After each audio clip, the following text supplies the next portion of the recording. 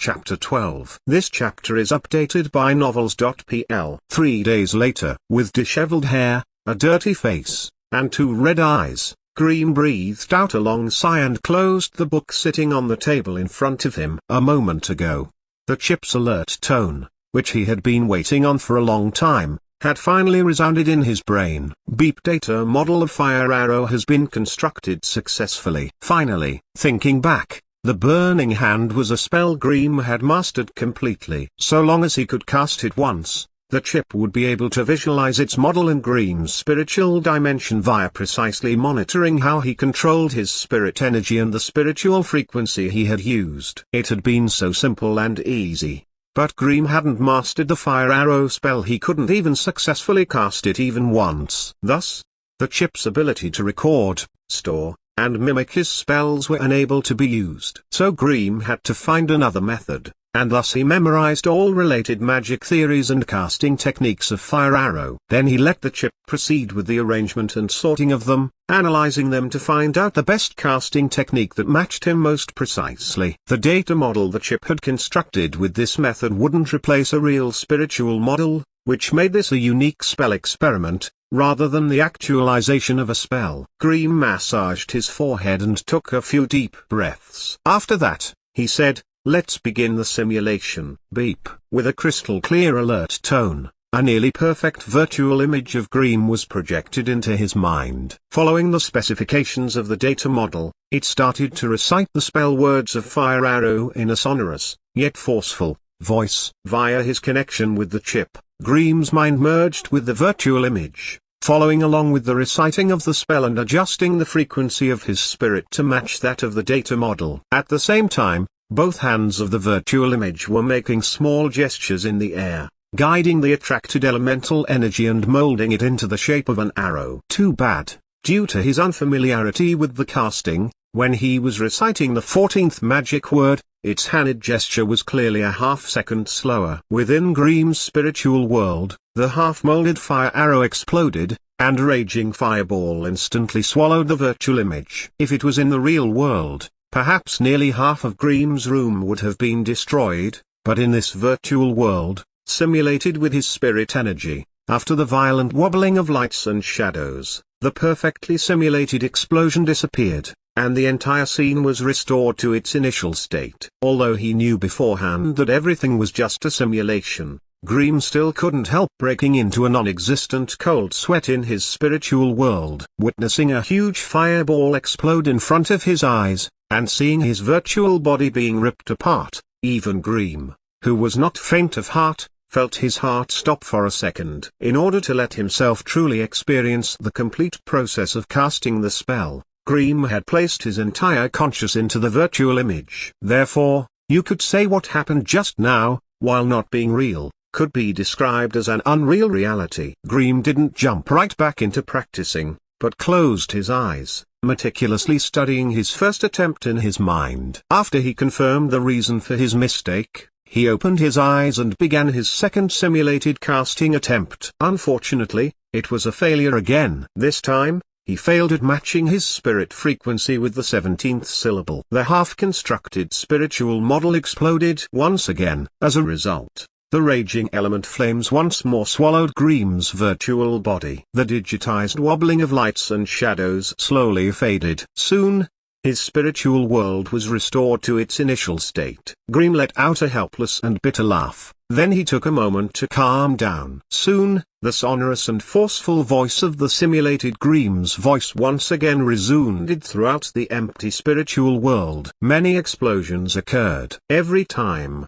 his mistake was nearly the same. Either his hand gestures couldn't keep up with the spell's syllables, or his spirit frequency wasn't right. To put it simply, no matter which part caused the problem, there was only one result. A massive explosion. If this had happened in the real world, Greem's weak body would have become powder after the first explosion. But since it was not, he was sitting safely beside his writing table, staring blankly into space. After practicing it so many times, his spirit had finally been depleted. Whenever his spirit was completely depleted, he would struggle back to his bed and fall asleep. Once he had slept and restored his spirit, he would then rush to the cafeteria, order himself a huge meal, then return to his room and commence the next round of spell simulation practice. With this incredible persistence and fortitude, finally, during an instance when everything worked flawlessly, Grimm successfully completed a simulated casting of fire arrow. When the burning elemental flame formed into a magic arrow and was stably floating between Grimm's hands,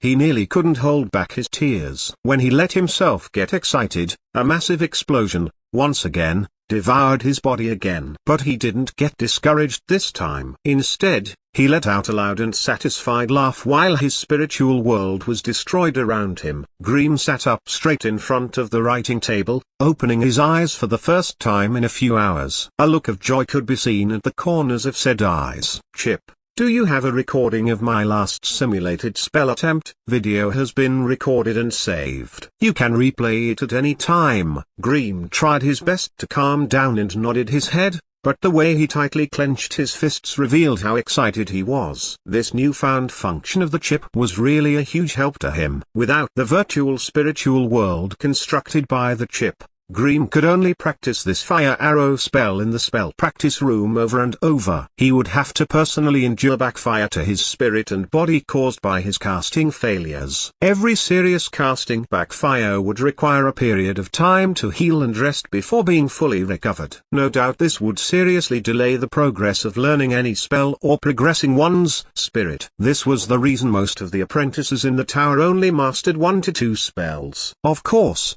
there was a possibility that some apprentices had hidden what they knew, never really exposing their true abilities. After all, the field of research and progress for all apprentices was secretive, and trying to learn about one's private matters was a huge taboo within the tower. There probably were not that many apprentices hiding what they knew, as the number of unlucky guys who were struggling, even among beginner apprentice adepts, was really quite high, and thus there was very little need to hide one's abilities. In the past, Grimm was one of them. But with the activation of the chip, Grimm felt it was time for him to soar up into the sky. Chip, play the recording of the successful casting. Beep. With the appearance of data streams, a Grimm who was concentrating on spellcasting was projected into his mind. Grimm placed his entire focus on this virtual image, repeatedly watching the entire process of spellcasting. He watched every detail of it, not missing the slightest change in his spiritual energy. Although it was only a spiritual simulation,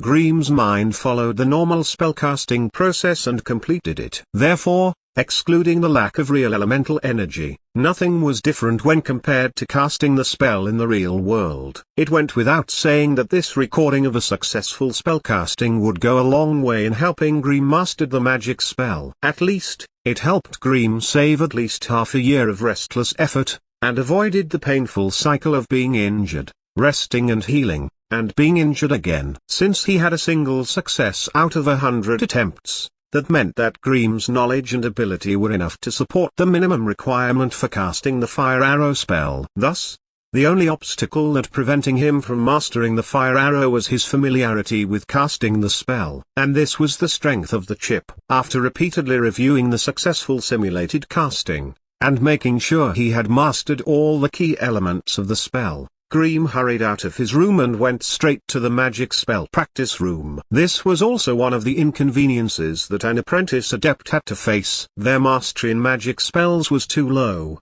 which made the consequence of practicing an unfamiliar magic spell in their own room too severe. Thus, the only option for them was to rent the magic spell practice room in the tower, allowing them to experiment with a new spell. That's why there was a saying, the mastery of a new magic spell was always supported by the huge amount of knowledge and an incredible amount of money. The magic spell practice room was located on the 3rd floor of the tower and was set up to handle any mishaps that a backfiring spell might cause. Although he was part of the tower, apprentice adepts were only allowed to set foot on the 1st to 3rd floors. The 1st floor was mainly for probationary apprentices, who had only recently joined the tower. The 2nd floor was the living quarters and recreational areas for official apprentice adepts.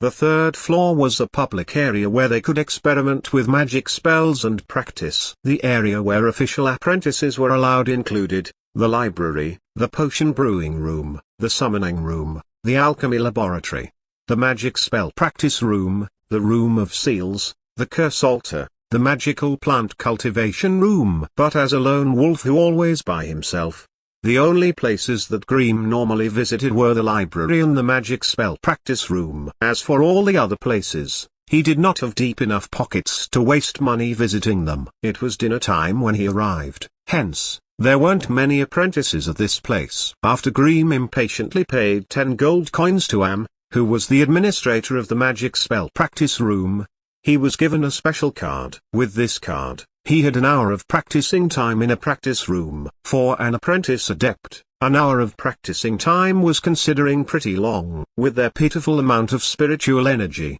they couldn't last more than half an hour of continuous spellcasting. If Grimm didn't control the output of his spiritual energy, he could deplete it all within 15 minutes. Grimm walked up to a stone door that had a number above it that matched the number on his card. He raised up the card and waved it gently in the air. The heavy stone door immediately opened up, not making any noise as it did so. The so-called magic spell practice room was, in fact, a simple stone room that had about 40 square meters of space.